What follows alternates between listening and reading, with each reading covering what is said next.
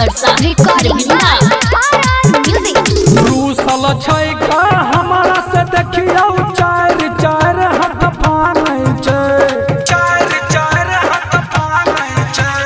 रूसल छै का हमरा से देखियो चार चार हाथ फानै छै देव घर जाइला मौगी हमरा 4 दिन से कानै छै देव घर जाइला मौगी हमरा 4 दिन से कानै छै रूसल छै का हमरा से देखियो चार चार हाथ फानै छै देव घर जाइला मौगी हमरा 4 दिन से कानै छै देव घर जाइला मौगी हमरा 4 दिन से कानै छै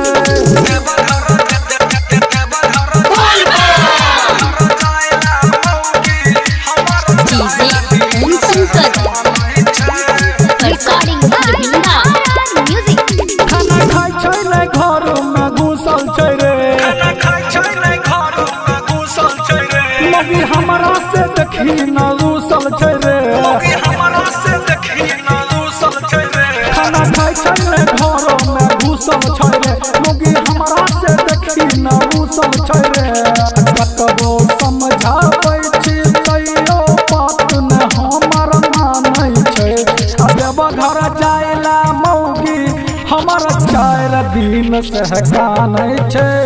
देव घर जाइला मौगी हमरा 4 दिन से कानै छै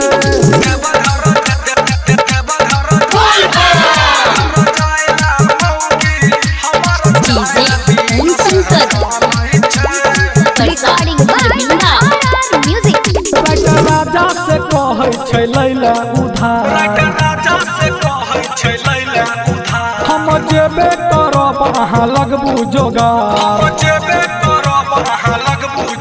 राजा से कहै छै लैला उधार हम जेबे करब अहाँ लगबू जोगार सिंगर नारायण को